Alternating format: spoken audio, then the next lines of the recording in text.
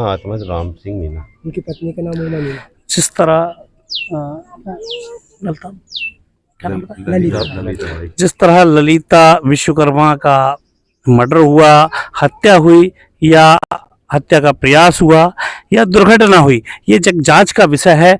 अभी हम लोग हैं बोर्दी गांव में और विश्वकर्मा समाज की एक महिला जो बिल्कुल अति गरीब परिवार थी, अपना डेली जीवन यापन करने के लिए काम पे जाया करती थी और उसी जिस कंपनी में वो काम करती थी उसी के साथ ही महिला आजीविका मिशन में जो काम करती थी महिला, उनके साथ में एक मीना समाज का बंदा, क्या नाम था उसका, पदम सिंह मीना, उस महिला को 2 तारीख को वहां से बिठा के लाता है और रास्ते में मेन रोड से 200 मीटर अंदर लेके जाता है और अपनी अनूपनगर रोड पे और अपनी पत्नी को बुला के और उस महिला को ले जाके हॉस्पिटल ले जाता है और हॉस्पिटल से मृत घोषित वो करवा देते हैं। उसका पीएम करने के लिए वहाँ के डॉक्टर मना कर देते हैं कि हमें पीएम नहीं करना। ऐसी क्या साजिश रची गई थी या उस डॉक्टर को क्या ऐसा लालच था जो पीएम करने के लिए तैयार नहीं था?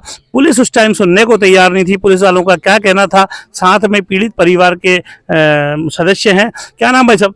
मेरा नाम मोहन विश्वकर्मा। तो मोहन भैया, जैसे इस घटना में क्या हुआ, इसकी विस्तार से थोड़ा बता पाएंगे? सर जी, हमको जैसा सूचना मिला, हम लोग रेहटी अस्पताल में पहुंचे। वहाँ पे ये सब ये जो है पहले से जो बैठी हुई थी वो उनका जो भी नाम था, क्या नाम था, उमा मीना, वो ने उसने जो है पीएम वगैरह करवाने की डॉक्टरनी ने भी मना कर दी थी। बोले आप पंचनामा बना करके और आप बॉडी को ले जा सकते हो।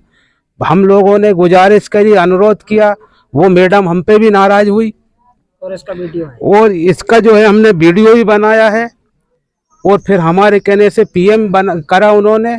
और पीएम में जो है जो पहले नहीं करना चाहते थे वही चीजें उन्होंने लिख करके हमको समझा दिया गया। आपको क्या लगता है कि आपकी जो छोटे भाई की बहू है उनके साथ में क्या घटना हुई होगी ऐसी? मेन रोड से अंदर क्यों ले जाया गया? इन सब का कोई पुलिस के द्वारा आपको जवाब संतुष्टपूर्ण दिया गया या आरोपी की, जिसको आरोपी 304A का बनाया गया है, उसकी कुछ गिरफ्तारी हुई है?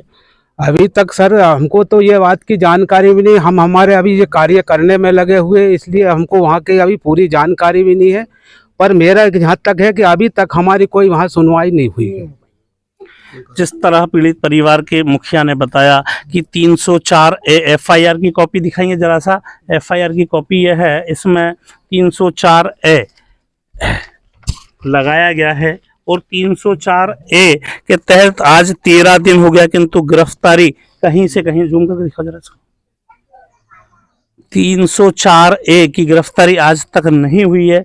उस संबंध में लेके समाज के यहाँ अध्यक्ष प्रेम भाई ने, विकास परिषद के जिला अध्यक्ष हैं प्रेम विश्वकर्मा जी और यहाँ लोकल समिति के भी अध्यक्ष हैं, उन्होंने अपना थाने में ज्ञापन दिया। प्रेम भैया, क्या आपको थाने से आश्वासन दिया गया था?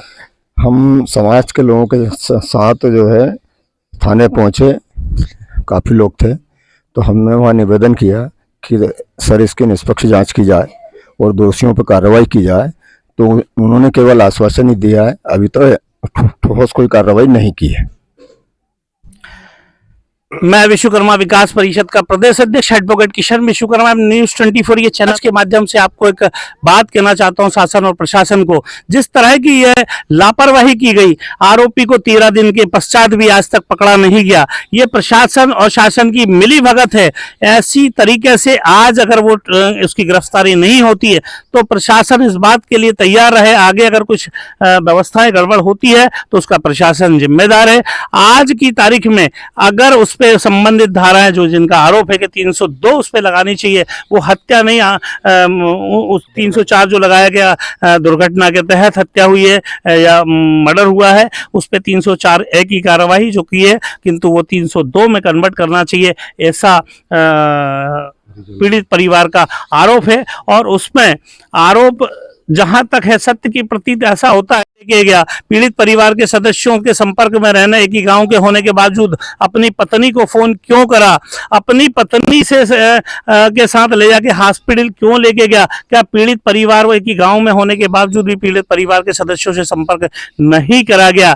ऐसे कई सवाल खड़े होते हैं। उस टाइम अगर वो चाहता तो पीड़ित परिवार के सदस्य आपके वो संपर्क में है, पहले से आपके कांटेक्ट एक दूसरे से होंगे?